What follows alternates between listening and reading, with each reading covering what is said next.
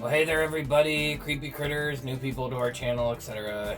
This is Trash People from the Dump. I'm Frankie Landfill. And I'm Aunt Gore, and this is our new movie and show reviews, I guess. Yeah. Or at least new to us. Most of them are like brand new. Some of them might be a little bit older, but they're new to us. Yeah. But first, if you haven't already watched the horror movie Cocktails with Aunt Gore, you should go check that out. We did Nightmare on Elm Street 2, Freddy's Revenge, for a nice little wink and nod to Pride Month. And I made a Corona Sunrise.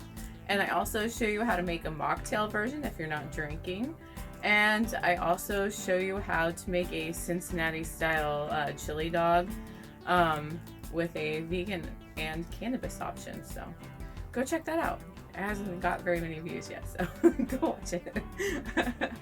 But I thought that was a good chance to plug it. But anyways, okay, we're gonna start with The Conjuring. Yes, this is the third Conjuring movie. What is it? It's like the devil made me do it. it. Yeah. See, when they first started talking about this movie, I thought it was gonna be more focused on the court case aspect of it. Yeah. And it's not. Which to both of us, was really intriguing. I thought it would be really interesting to see how the court handled mystical, magic, etc., kind of that kind of realm, and treating it as a serious topic. But we didn't really get that with this movie. Instead, you get more of basically what The Conjuring always has, and that's a lot of jump scares. I thought this was the silliest one out of all of them. It felt very silly. In my opinion, this is personally the weakest of the Conjuring movies, but only of the main series. It's still better than some of the other ones. A lot of the Nun, especially, was bad. This is the first and third Annabelle. So there are better options for this. Yeah. Trigger warning, obviously, religious trauma, etc. Obviously. But I was just gonna say, the very beginning scene, the exorcism scene, was really gruesome and interesting. I think that was probably the most intense scene of the whole movie.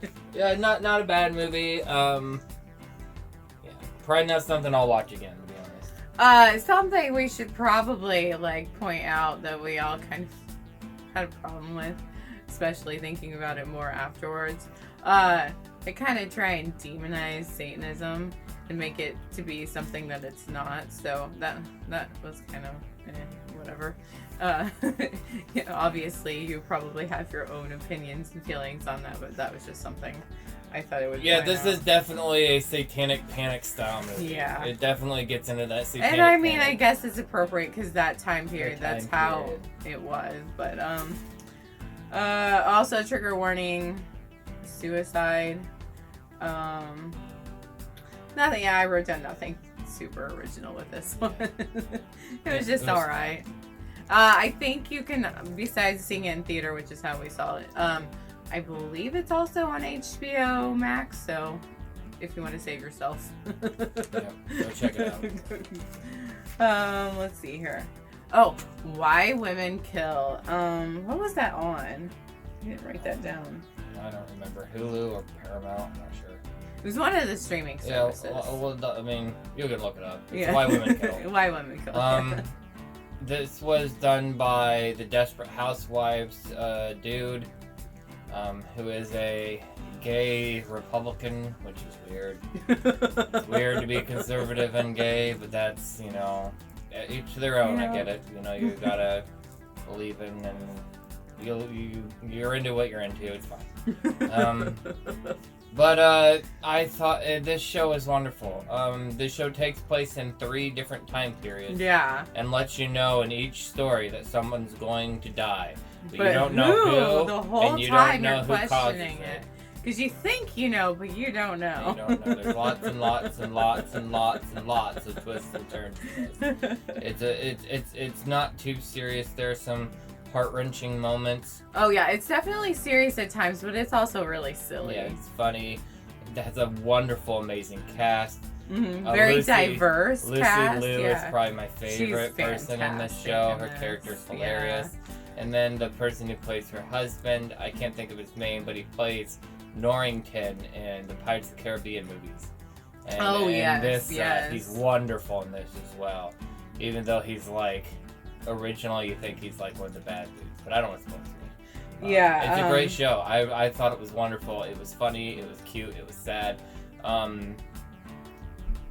Even though it was a special situation and not just normal polyamory, it does kind of have a polyamory is bad message. Yeah, I don't really like that. I mean, they showed it in a good light, at least at first, and then. But I mean, you find there's more going on. Yeah, a lot more the than polyamory thing. So it's not an accurate depiction of any kind of relationship. It's like a normal relationship. So just FYI, it's kind of. Also, while we're kind of talking about trigger warnings, etc., AIDS, homophobia. Domestic abuse. Yep. So some of this is real hard to watch. It gets into some intense subject matter, even though it's mostly a lighthearted fun show. Yeah. Okay, I think that's all we have to say without spoiling much of that. Yeah. Definitely go check that out if you like, a twisty, turny, murder mystery kind of, but like lighter show. Next we finally got around to watching Hamilton. I know. But we're like, we probably should watch this before we go see In the Heights, so we finally watched that. Not that the two are connected. No, but they're made by the same. Yeah, and there's a lot of the same actors. Yeah. But yeah, there's not much more we can say. Obviously, the music was amazing. It was really interesting and a very diverse cast, which is very much needed. Yeah, Hamilton's awesome. I like that there's no talking. It's just singing. Yeah, that's really interesting. And also, all the applause to those to be able to do that, actors, because that's hard. That's a lot of singing. Yeah, a lot of stuff to remember, a lot of songs to remember. But this is also a traditional musical, so it's forever and a day long. Yeah. Which is probably my biggest complaint, but that's just because it's a musical. I get attention problems and I have a hard time sitting still. It probably would have been better seeing it live. Yeah, because when you see it live, it's more of an electrified energy. Yeah, very. When you see it at home, it's just kind of watching it at home. But the music was great, and yeah. But yeah, obviously, if you're still living under a rock and haven't seen that, it was entertaining and sad, and if you don't know much about, it's really kind of upsetting and very eye-opening to how far we haven't come. And if you don't know much about Alexander Hamilton or much about his story, this is really interesting and has a lot of facts and stuff you might not otherwise know. Yeah, absolutely. Okay, the next one. All the trigger warnings, and absolutely under no circumstances do not watch the special if you are in a very bad place, if you're very depressed. We're talking about Bo Burnham? Yes. So we watched something sad before this. And we're like, let's watch his new special. Bo Burnham has a new comedy special. Let's watch that and cheer ourselves up. Well, that was a mistake. Don't get us wrong, this is a fantastic, and it's probably gonna get awards or something. Yeah, it's almost more of an experience. This is a entertainer artist really putting themselves out there, very raw, emotional stuff, and for everyone going through what we're all going through with the shutdowns and coronavirus. A lot of us felt the same way that Bo Burnham felt, and it's really heart-wrenching. And it does not have a happy ending. There are laughs, but it really, I could hardly call it a comedy special. Yeah, it was. It's something on its own, and it's great.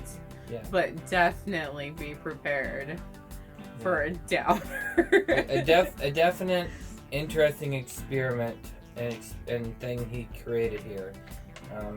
I thought it was really, really good. I know there's some people who don't like Bo Burnham as much, but I think Bo Burnham's stuff is amazing. For, you know, your average white dude. He does a real good job, you know, and he tries... definitely points out that he's an average white. and definitely tried something unique here, and I think it was very successful, if not super fucking hard to watch. So if you want to watch a comedy special that makes you cry, watch Bo Burnham's Inside. You know, it's interesting too. What was it called? Nanette? Like, that one's horribly heart-wrenching as well. But I feel like that had just the tiniest bit more laughter than the book. Well, what was different with Nanette's is Nanette... At least it kind of had a good ending. No, it didn't. Nanette's, the ending was the worst part. Oh, no, you're right. You're right. It's been a while. Because you watch the whole special, yeah. and then at the end, Nanette says that one of the jokes where the guy just walked away, in fact, actually beat the shit out of her. And then she leaves you, and that's right. They definitely leave you shattered at the end. Yeah. Because they come out and say, well, that part, I actually got the shit beat out of me. The end. Yeah. But the rest of it was still had a somewhat lighthearted feel to it. Yeah. I mean, it's still very tough subject, but yeah. The Bo Burnham special does not have a lighthearted feel. It's just heavy from start to finish, and it's a rough watch. Yeah, definitely a rough watch. Okay, so we rewatched Disturbia in preparation for going to see Rear Window. Like, we've seen bits and pieces of Rear Window, but neither of us had seen Rear Window all the way through. And the Hollywood was doing a outside lawn kind of movie experience, which was really fun too. But so we saw both Disturbia and Rear Window back to back because we thought that they were extremely similar. And so similar, in fact, apparently Steven Spielberg was sued. But he didn't. He won. So. Yeah. So see, and the thing was is that I didn't realize there was a lawsuit. Yeah. The whole time. Yeah, and I just assumed it was supposed to be a modern Rear Window. Yeah. But that was not said or mentioned, and he got sued. It's Disturbia is made by Steven Spielberg. It's got Shia LaBeouf. Yeah. While I first time seeing Rear Window and all the way through was an amazing experience, and I love that movie. It's so pretty, it's so well made. Yeah. Disturbia is not trash. Worth my time. Yeah. It's pretty much garbage. I mean, it has its moments that are kind of cool. Mostly the very end is kind of interesting and more dark than the Rear Window. But I mean, I get like Shia LaBeouf's like, oh, my dad's dead, so I'm sad now. But they make him into the most obnoxious piece of shit through the rest of the movie. It's hard to watch. You just want him to get eaten and killed by the neighbor. Oh, also, I mean, obviously it's older, but trigger warning, the R word is used a lot in that. I don't think I had much else to say on that. But then, Rear Window. It was really good. Oh, yeah. And also, too, I noticed that Rear Window, the bad guy, or I mean, I guess I should say Disturbia, the bad guy looks a lot like the bad guy in Rear Window. Yeah, I can't think of the actor's name from Disturbia, but he's in a lot of things. I feel like he might be in, like, either Apollo 13 or Armageddon, one of those space movies. Yeah. It's not as the main character. Yeah, I think you're right, yeah. But he's like a character actor in a lot of random stuff. But, yeah, he basically is the generic, old, aging white dude. That's creepy. Yeah. But, Rear Window to me is, even though, like, there's, like, hardly any gore or anything in Rear Window, that movie is so much scarier. Yeah, it's very atmospheric, I guess. Like, even though it's scary and intense when, like, Shia and the family, like, in the basement, it's still silly because there's, like, bodies and silly, goofy stuff down there. In this, it's just simple. The guy just comes into the room. Yeah. It's like, oh, God. And you're, like, most of the like, pretty much the whole time you're watching, just from the rear window. From the So you're like completely helpless, just like the just like the- Jimmy Stewart is in his wheelchair. Also the fashion in that. Yeah, highly recommend checking out Rear Window if you haven't seen it. I thought it was an amazing fucking movie. But yeah. Disturbia is not. Go see Holes if you want to see a good Shia LaBeouf movie. That's a good movie. I can't think of any Shia LaBeouf movie I've seen that's good besides Holes. Yeah, you're right. And maybe it's because Shia LaBeouf is a big hole. A big asshole. It's too bad. He's kind of cute, but... Kinda. Anyway. Next is In the Heights. I mean, obviously, we talked about it a little bit earlier, because Hamilton. But, oh my god, it's so good. In the Heights is great, If you like musicals, you're gonna like this. I know there was a bit of controversy because Yes. Puerto Rico wasn't, or American Puerto Ricans were not completely, what's the word? For represented in yeah, this. and just in general, like the darker skinned Latino community was mostly left out of the Afro movie. Latinos. Yes, But I like the guess, people, like black Latinos essentially were not represented. I mean, they were in the background a little bit, but not enough. And he even, like, when people called him out on that, he said, absolutely, you know. And sometimes you kind of have to work with what is available. I mean, trust me, when we we're with you, need to make. I want more representation and more than just like we're trying to be representative. Representation, because there's a lot of performative bullshit.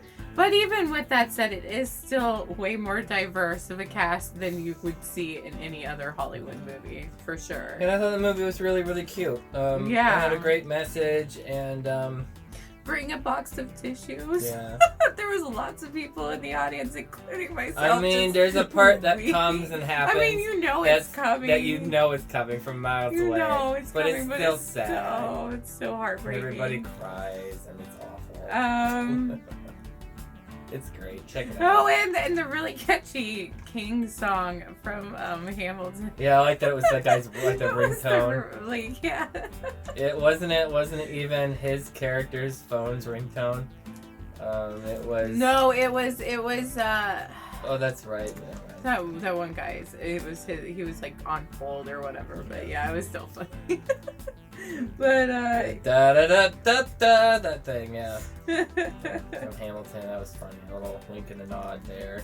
Oh, and it also like really obviously sheds a light on our poverty issues and our racism issues, gentrification, and also the whole DACA thing, and that's a big subject on that as well. But or the Dreamers. I'm probably saying that wrong. I'm really bad. I know a lot of people like to get all up in arms about immigration and stuff, but the thing is, you need to fucking remember is people are people. It doesn't matter where you're from or what color skin you are, or what sexuality or gender you are, or whatever. People are people and have fucking feelings, and we should treat them like human beings, no matter if they're our citizens or not. Yeah. Period. Yeah. Trying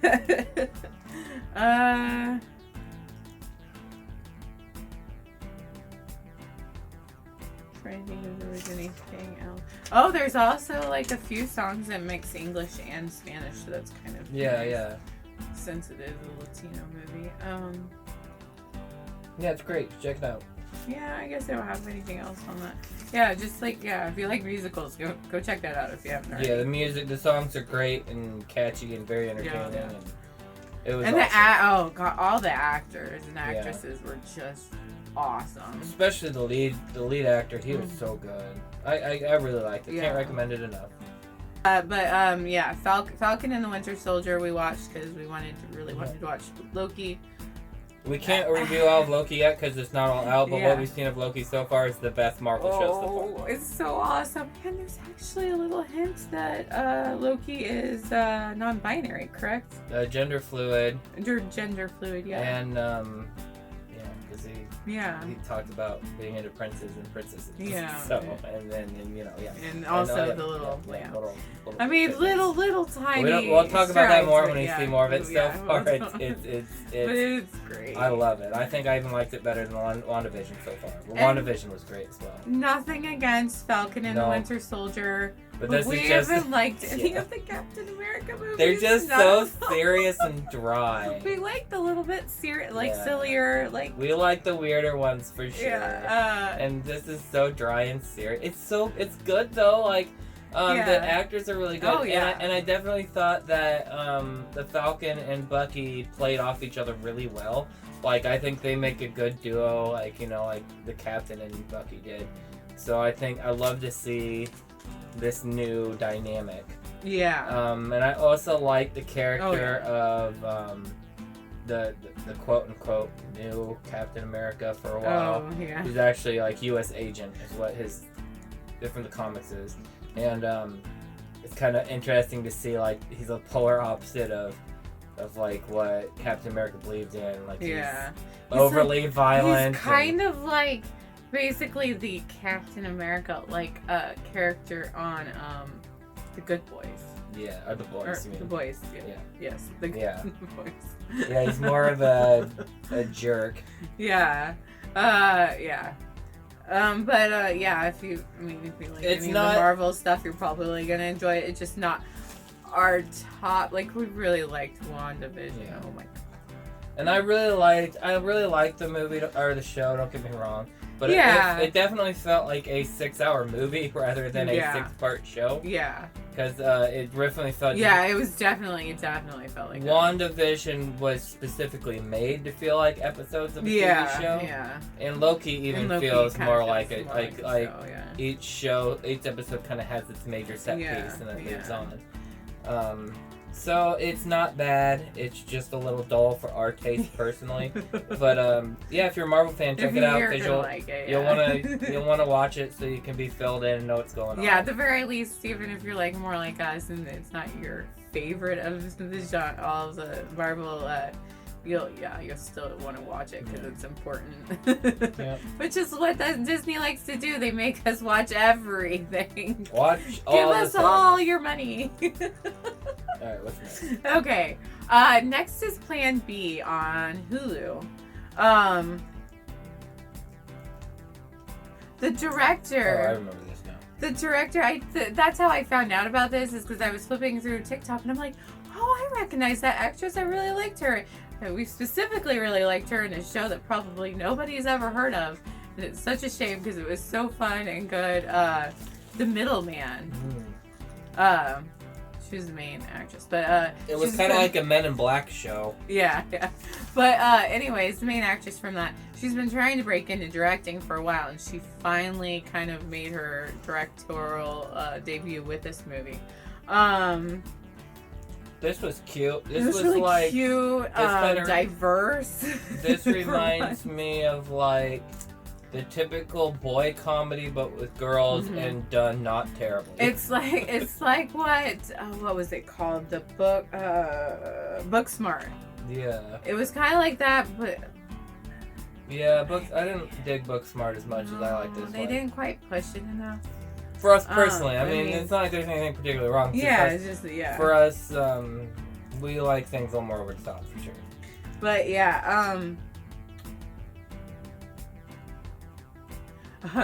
definitely has a underlying theme of women's rights being under attack because all of the things that happen are because of really stupid laws that are still in place today.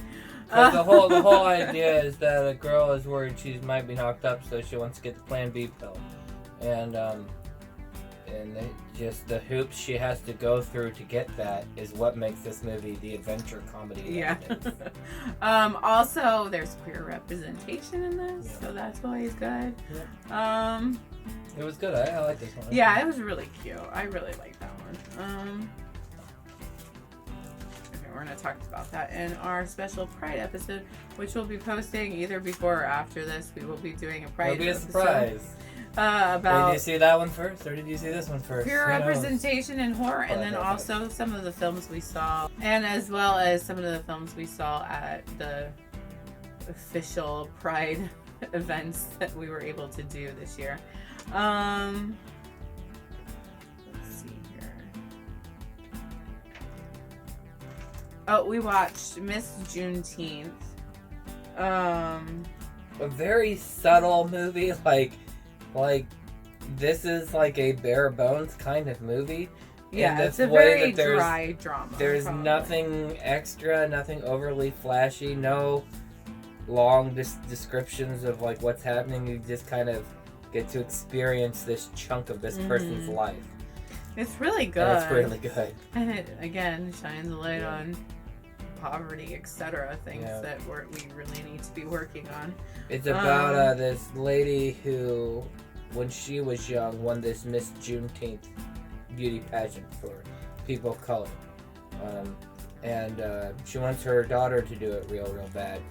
But because she had a kid and got knocked up, she had to give up a lot of her life so she could raise her kid, and that's why she's imprinting her life on her daughter, and her daughter is not that interested in doing this. The main actress in this, the mom character, is actually the main actress from Sleepy Hollow. If you're a horror fan and watch that show, we really like that show. But Miss Juneteenth is really good. It's dry, it's a little slow, but it's a really well done drama. It also kind of has an interesting kind of dialogue about the weird beauty standards that are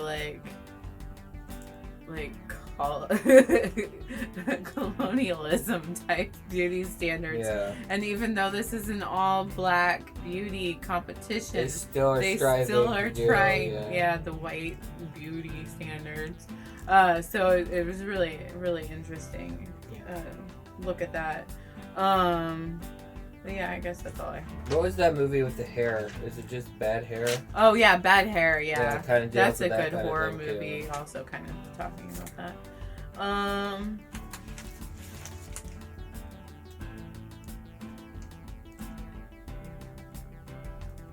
Superdeep. I'm trying to remember what that was from my notes.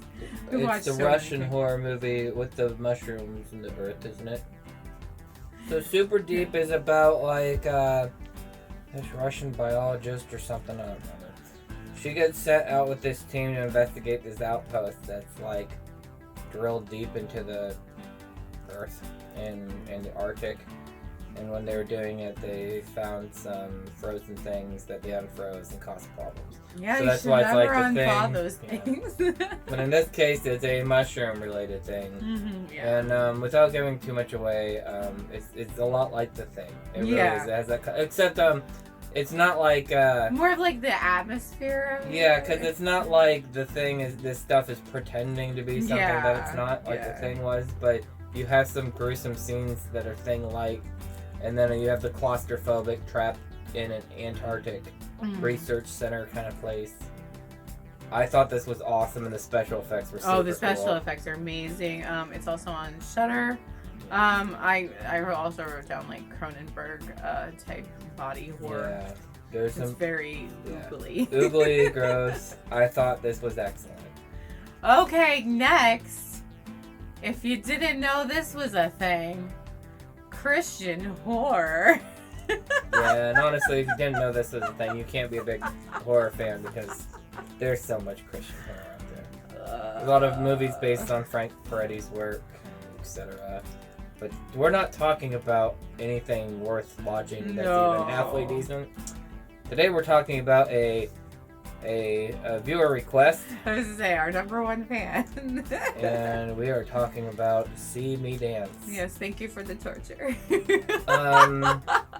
A lot of religious horror or bad horror is just boring or unentertaining. This movie was hilariously stupid. I thought this was so much fun, so funny for not the reasons it's supposed to be, because this movie's total bullshit. A little proclamation here. We're not religious folk. We don't We don't get into that. Sorry if you're a big religious person. I do suffer from a little religious trauma, but it's nothing against whatever you choose to believe in. That's your business. That's your own. Just don't push it on others. Don't push it on other people. Don't.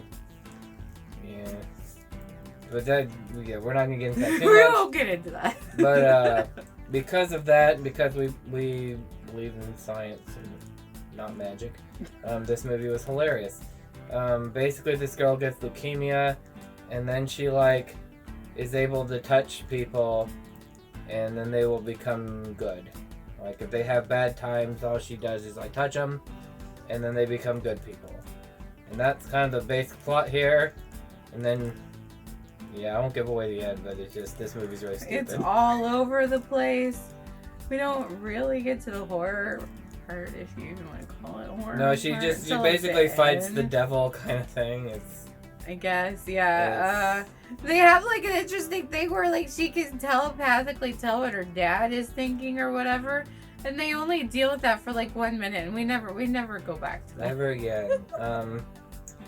Watching Heathers is what let the devil in, I think, is what we. Yeah. It was. This is a super evangelical message kind of thing, in a very, very bad, nobody knew what they were doing kind of thing movie experience. The delivery of the lines, oh my god. Yeah, it's really bad. The acting is really bad. This is like Tommy Wiseau or that Birdemic movie. It's really piss poor, which makes it really fun to watch. Because bad movies a lot of times aren't fun to watch because they're usually just boring. Bad. This is so silly and stupid bad that it just made me laugh a lot. This was very entertaining. And if you like laughing at really bad religious movies, check this one out. Oh, it's also very not sex positive. I mean, surprise. No, it's a Christian it shames all kinds of things. Shutting down porn shops. Yeah, like this girl after she started her reign of terror. Yeah, right. She's the real bad guy. I mean, she's touching people and possessing them, so with her goodness or whatever. But yeah, and then leads to them shutting down porn shops, and because pornography's bad. Oh no. Grow up. What a stupid pile of shit. Hilarious. Thanks for the suggestion. That was hilarious. Yeah, it was hilarious. Okay. Next is In the Earth again. Okay, In the Earth. So this movie's really weird and trippy. We watched a lot of movies with kind of a similar theme, all of them back to back. A lot of them kind of ecological horror. Yeah, where I guess that's kind of the thing right now. Stuff gets in you and changes you or whatever. And this is another one of those. It has Lovecraftian themes. Yeah, I was gonna say we could see this being at a Lovecraft. This one and a movie we're gonna talk about in a bit called Gaia are very similar. Yeah. I don't want to give away too much, but there's some torture porn aspects to this that don't last really long. I thought that was gonna be the movie, and then it changed. This movie is kind of all over the place, and I don't know. It was alright. Jasper, the actor that plays Jasper in Cruella, is the main actor in this. One of the main dudes. Yeah. Check it out if you're interested. It's weird, Lovecraftian, trippy. Yeah.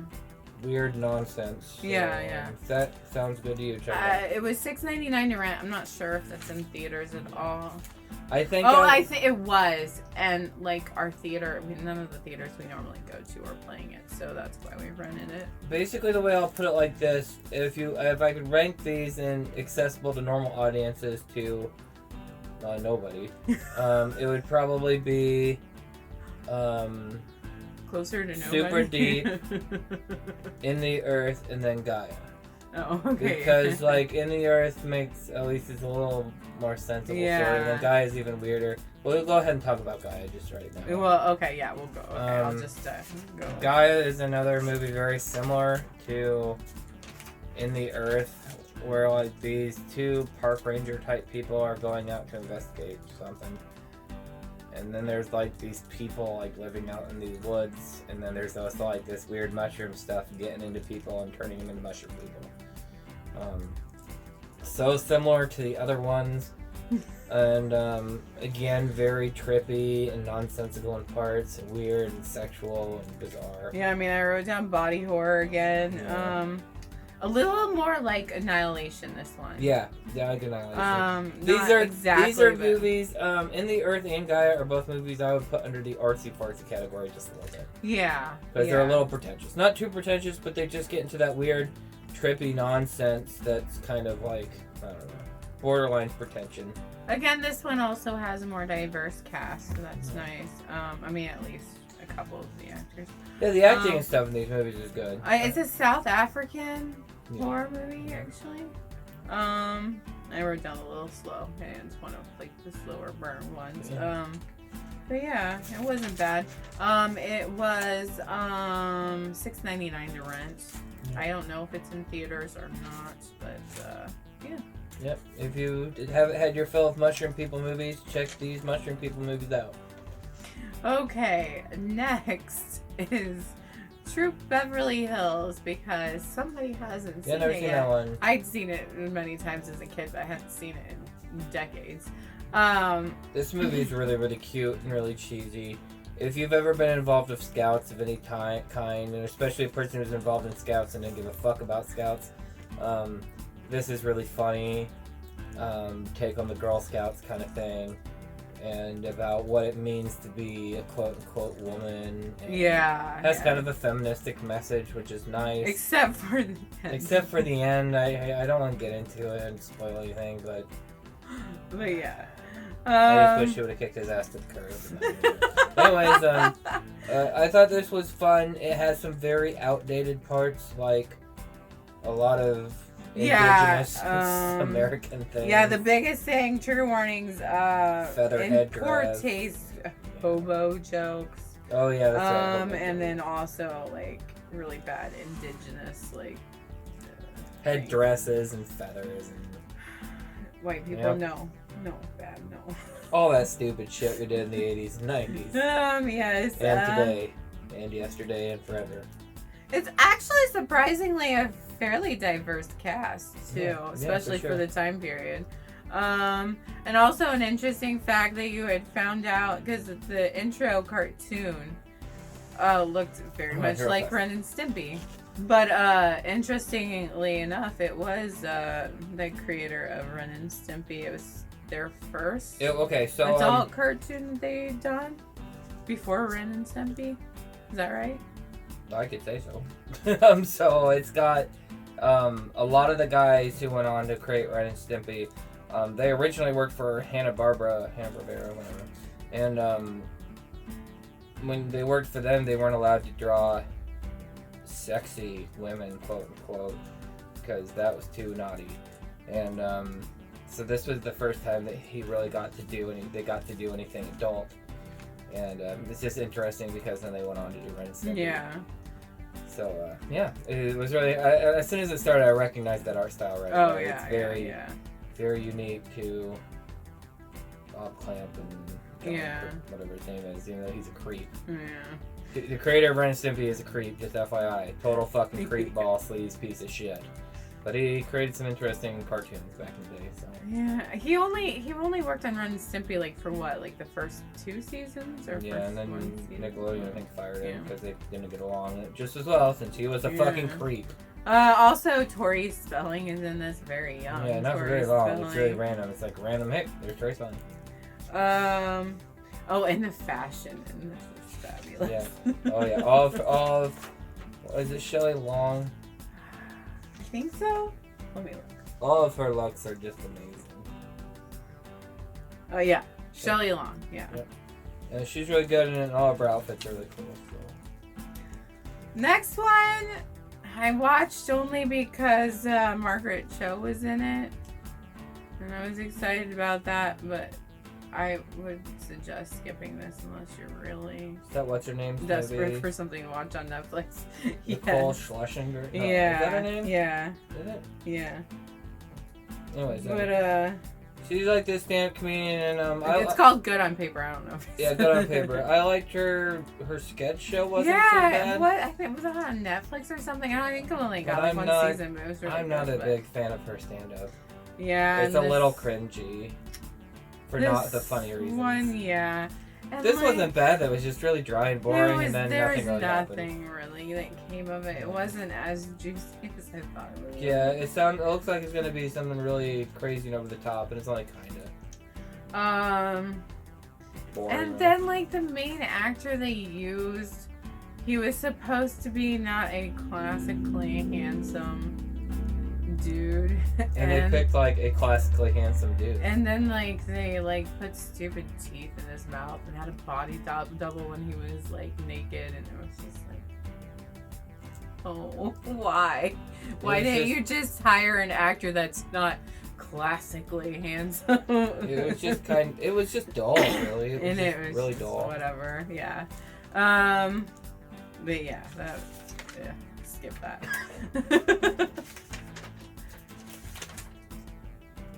We already talked about Gaia. Oh, okay. I think this is the last thing. Oh, no, we have two things. Okay. Cruel Summer on, I think it was a Freeform. Cruel Summer. I think it's a one-off series. I'm not positive. But as Theo pointed out the other day, this was like exactly the type of show that I get excited about. It's really bad and stupid. But it was a twisty-turny mystery kind of show. It's like, okay, a teen mystery show. Yeah, teen mystery shows are Aunt Gore's favorite.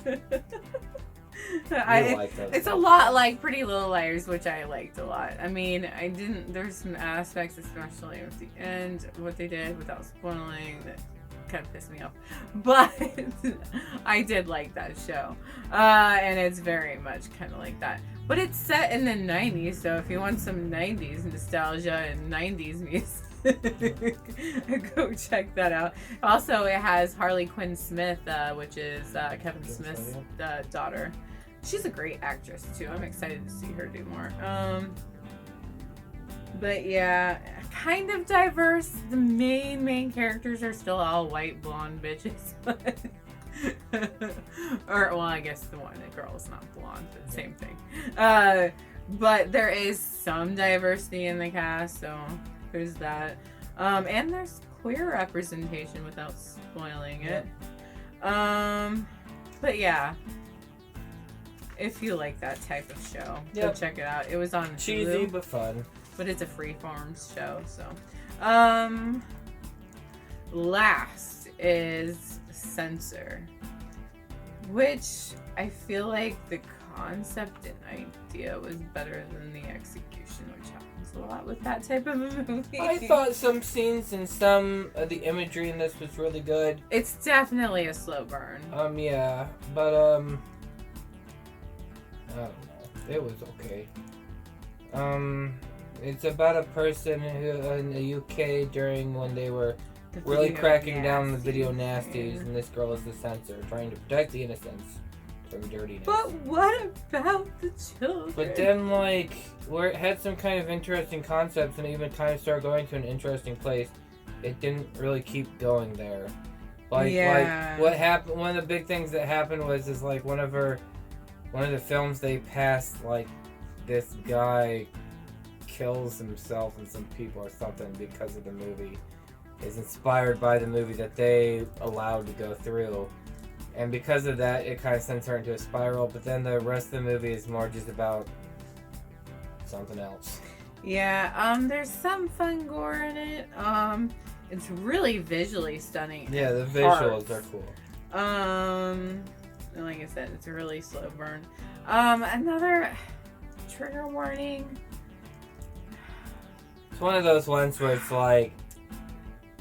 Just because mental health is the subject. She has like a mental breakdown over the movie, basically. I know that's a trope that's in like every single horror movie ever, but I feel like we maybe should try and start going away from that, because that's not the case for most people with any kind of psychiatric issues, and we need to stop demonizing people for that.